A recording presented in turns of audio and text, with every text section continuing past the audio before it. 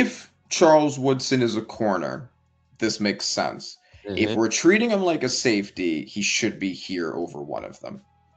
Mm. Mm-mm-mm. So I think that's also another reason you make Woodson a corner, right? I think that there's more room for corners with the people they have than with safeties, right? Like I think it's you can more easily be like, we don't need Rondé Barber, we don't need Patrick Peterson. I think with these four guys, I think it's hard to make an argument Nah. for excluding any of them. No. I once I saw him, I'm like, okay. I'm like, okay. I just needed to see the last two. The first two was I just need to see these two. Yeah. Who are you gonna put right here? And I don't hate it. Brian Dawkins, I love this game. Tone setter, Hmm. tone setter. And then of course, All around guy too. oh my god, Safety with that kind of sack total, right? Like you hey, versatile, put him anywhere. I'll never forget this. I never forget this hit. Algie Crumpler, tight end for Atlanta Falcons, came down the middle. Michael Vick threw him the ball, and Algie Crumpler got it. And Algie Crumpler was like 6'6", 280, like damn near was pushing 300. Probably was big dude. And Brian Dawkins came and laid a motherfucking boom on his ass. And Algie Crumpler, I remember seeing the interview, and Algie Crumpler was like, they asked him, like, "Hey man, what's your biggest hit?" They was like, "Hey, man, you remember what it was? It was an NFC Championship game when Brian Dawkins came in and popped my ass across the middle." And then they showed man, when you gotta be flying and come with so much force to hit Algie Crumpler off the ground, like literally Hmm. put his ass airborne. Like, man, you come across that middle fucking around with Brian Dawkins, man, you better have your affairs in motherfucking order, bro. Damn, hell yeah, for Hey, real. yeah, that now that position was I think that'd have been real tough for me to just narrow down. I'd be like, I can only get six. Like, damn. Yeah. That one's rough, but I understand the choices they made. I don't think it's crazy. No. I don't think there was no wrong answers right there, really. So Facts. Okay. Tight ends. Tight ends were also, I think, pretty obvious. Gronk, hmm Travis Kelsey, yeah, that's a no brainer. and Tony Gonzalez. Yeah. You got two Chiefs in there. Yeah. You should be so proud. Oh, trust me, that I just talked about that with my man Chris on our Chief podcast. And I was like, man, ain't that something? Two of the best tight ends in the history of game are Chiefs. And I was like, yeah, trust me, that's something to stick my hat on. I don't care what Tony Gonzalez said. You spent 5 years in Atlanta, 12 in Kansas City. You're a Chief. All right, so Hmm. uh, The yeah, only name I think that, well, I mean, he made the practice squad, Antonio Gates. I think there was some debate whether it was Gonzalez or Gates gets that third spot. I think Gonzalez edging him out is correct. What you agree with that yeah. from a non-biased perspective? I don't know from a non-biased perspective. Look, Tony Gonzalez had a hell of a career, Hall of Famer. Antonio Gates just got in the Hall of Fame. Had a hell of Deservedly. deservedly had a hell of a career.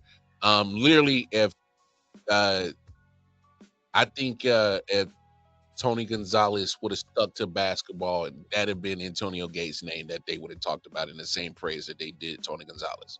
Hmm. Unfortunately, Tony Gonzalez did exist and decided to play football, and he was damn good at it. But that is not a knock on Antonio Gates because you're talking about when people had those debates when they talk about, oh, is it Gronk or is it Kelsey or is it Kelsey or is it Kittle? Yeah, Make a decision because at yeah, that point he's a liability, and I can't have a liability on the court. right, exactly. And like it's not even like he's always had bad teams or anything, and that's why he hasn't been able like the before the trade from this trade deadline, the team was solid enough. Like you had DeJounte Murray, like the team was solid enough that like if he was really that guy, if he was really a star, they could have at least made the playoffs, right? Like it's just because that's not him. He's not him. And I think that if you take a make him a traditional pass first point guard for Kristaps being the star, and he's the main scorer, he's the best One, defender, but Trey's the one who's feeding him, and he'll yes, take shots when they're there, when Kristaps is getting double teamed, when he's open, whatever. It could work. I think that can work. Yes. I don't think that that's going to make them a threat, but I think that it would be the best way to use this group to get something out of them. Hey, Randy, I call that a solid play-in tournament team. You know, they're gonna make some noise in the play-in tournament. They might win that 9-10 seed game, and then they might push the loser 8-7 to a exciting game. But it's I just think that organization fell victim to that playoff run he had when they got to the Eastern Conference Finals, and was like, "Oh, we got to keep Trey." And I just think that the guy is just too much of a liability on the defensive side, and people look. And he's not a good scorer either. And like, honestly, if it were me, I think I would have done a deal with Zion and tried to make a package with Zion and CJ and try to like get some real value, right? Like they got to move on from Zion. He's given them nothing he's just injured all the time. Yeah, but hey, they're sitting there looking at that potential, dog, and they just keep. But to be honest, I mean, I guess they save a little money. So, because I mean, Washington, on the other hand, check this out. You listen to these names. They got 20.2 sitting on Marcus Smart, 31.6 on Chris Middleton, 33.3 on CJ McCollum, 22.5 on Malcolm Brogdon.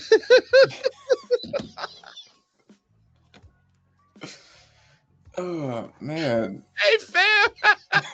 Hey bro. Kyrie, he's declining his $43 million player option with the Dallas Mavericks and intends to sign a 3-year, $119 million contract with the franchise. I mean, I'm not sure when they expected him to get back, but okay. Sure. Okay, hold on. I missed the first part of that deal. What was this? Was this Kyrie thing? So Kyrie declined his $43 million player option. Okay. And then he ended up signing a 3-year, $119 million contract. So pretty much they just ripped that contract and just did a new one. So he's staying in Dallas. That's a long time for someone as old and injury prone as Kyrie. Well, to be fair, he gave him almost pretty much like a $4 million discount, I guess. Yeah. Right. Okay. That's what it was. So, but it was more like, I guess that's the best way I could frame it. Because instead of taking the $43 million this year, you take 39.6. So I'll give Dallas some slack on that because they're getting Cooper Flog now, and he's going to be on a rookie deal. Between him, Kyrie, and AD, with guys like PJ Washington, Gafford, Lively, they have a team. If Kyrie and AD can both stay healthy, they have a team that they could push for the next 2 years and see what they could do with. Right. I think that I can understand the logic of a slight open window. Yeah, exactly. Our window is now anyway. Yeah. If at the end of Kyrie's contract we haven't done it, we're going to be blowing up anyway, probably. Yeah. So of course, yeah. Yeah. So let's get as much talent around Cooper Flog as we have right now. We don't have to pay Cooper Flog that much, and he has AD and Kyrie basically to learn from on top of it. So we have 3 really good, talented top players. Well, we don't know how good Cooper Flog's going to be. We have 2 really talented top players. We have a rookie with a lot of promise, and then we have a really a good supporting cast around them. Let's try to push. Let's try to make the move now. I can understand the logic from that point. No doubt. Let's talk about a couple of names that we haven't heard yet that I think are going to. I don't think Washington's a good. Well, I mean, they were not going to be a good team, but I don't even know if they're necessarily a better team. Here's the problem I have with New Orleans. All right. Pretty much 36.7 million sitting on Zion. 29.5 sitting on DeJounte Murray. 29.6 sitting on Jordan Poole. 23 sitting on Bruce Brown. You got a lot of money invested in a lot of potential and Jordan Poole. So Potential Jordan Poole. Yeah, I don't know if Jordan Poole, bro. Like that whole yeah, that's like literally that's almost damn near 120 million off the names I just read off right there, based off a potential Jordan Poole, and I'm just like, yeah, that your cap is looking funky because you can't justify any of that money going to any of them dudes right there. Why can't New Orleans teams figure out cap? Like it's the same. The Saints have been in the Saints have had the same debt as the U.S. federal government since the Drew Brees era, and now the Pelicans with this. Like, what is it about New Orleans teams and managing money? I don't know. Strahan absolutely should be on that. I would put him over everybody that made it. I think he should have been edge one. I think that's crazy that he didn't make it over those guys. All great guys, but Strahan's better than all of them. I don't care what nobody says.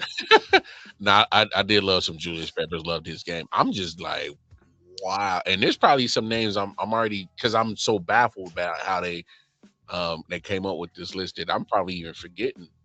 Julius Peppers was a great player. I feel like if you had to make an argument for knocking off anybody, you could argue like Peppers was a bit of a compiler. Like he was less season by season dominant than the others, and a lot of his sack totals came from compiling. I'm not saying that I would choose him to be the one to take off, but I think you can make an argument for him under Strahan on that basis. Myles Garrett, I just don't think has done it for long enough and been dominant for long enough. I mean, there's a debate whether he's even the best edge over TJ Watt or has been for the past few years, right? So, does he necessarily have a more impressive resume than TJ Watt? I think you can make an argument for either of them. Trying to guard Giannis and Shea is going to be nuts, right? Like, what do you do? So I think that OKC is another team that, for a team that is in the position to offer something that would be worth it for them to offer, I think they do make sense. Obviously, nobody's going to like that unless you're from Oklahoma City, but they have youth, they have depth, they have picks, and nobody on the team is an insane amount of money. So they're the team that would make sense to do. Obviously, my pick is San Antonio, but OKC is another one that I think could give up enough to be worth it for them to give up for Giannis. So here's why I like your San Antonio pick. Send Harrison Barnes in his 18 million. For some reason, it's just that. And nowadays, if you look how the NBA draft is going, pretty much once you get out those lottery picks, you better hope some of those picks can even last on your roster.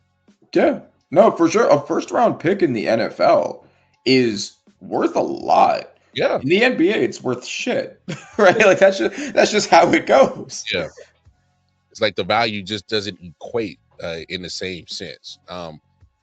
I don't know if that plays a part into the talent pool that you are dipping into, especially going into the draft now. Because I'll be honest, it's been hard for me to understand where the talent is coming from past your lottery picks. Because some of these guys I just never heard of. Some are whether they're overseas, as we've been seeing lately in the NBA draft. First round is, especially in the first 15 picks, you got guys with just countries by their names. They ain't go to no college or, some type of one of those other leagues. You know what I'm saying? So, it's hard to evaluate where you're going to find the talent out in the draft. I don't think Anthony Simons and 2 picks is worth Jrue Holiday. I think Jrue Holiday is so much better of a player than Simons, and I don't think the 2 seconds, especially considering how usually worthless second round picks are for NBA drafts.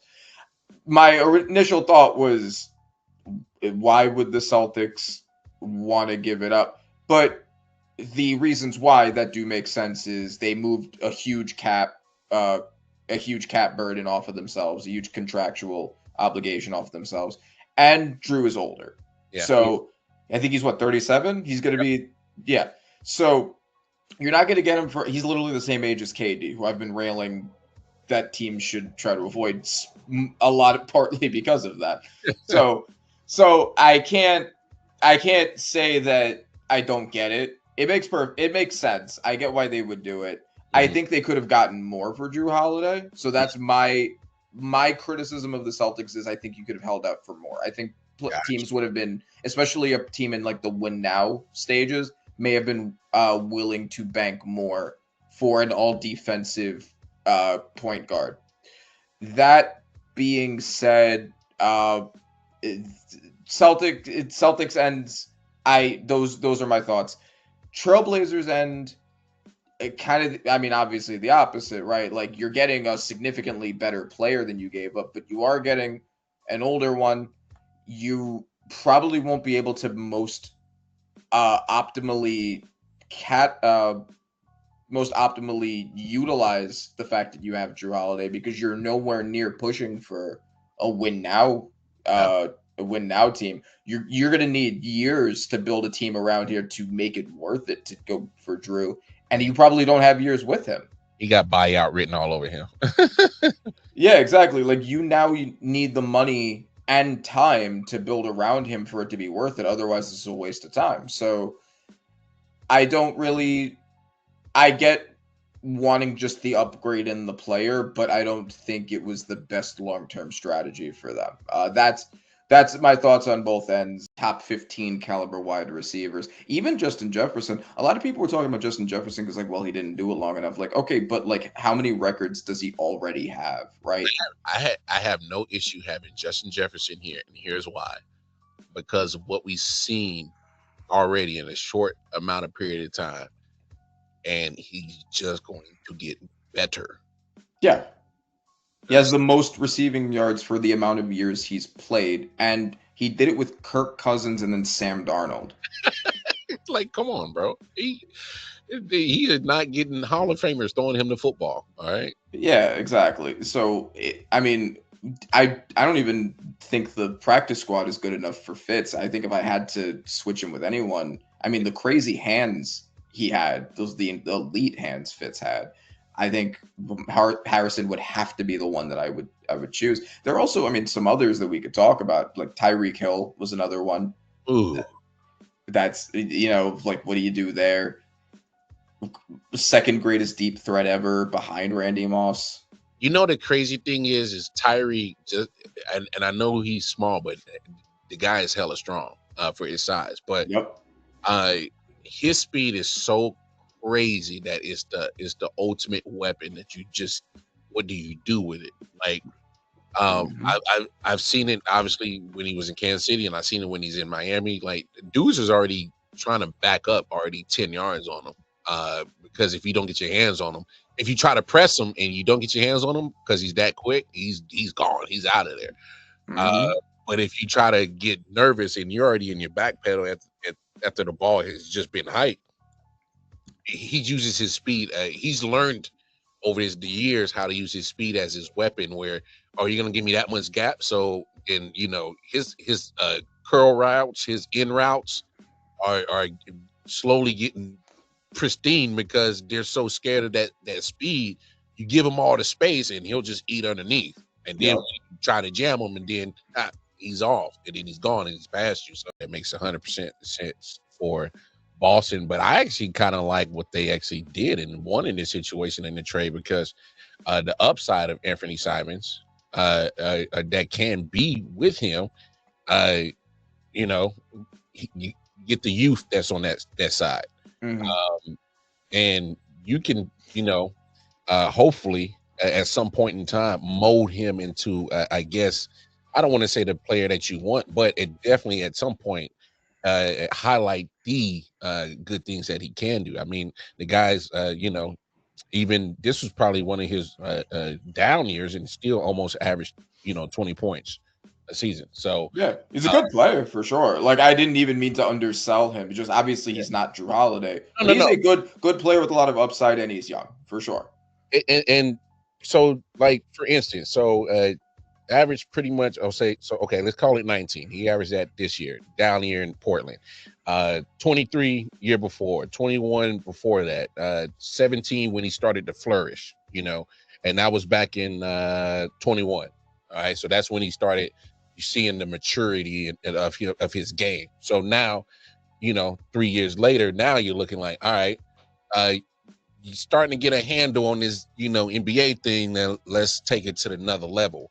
And I'm not sure of his contract status or situation.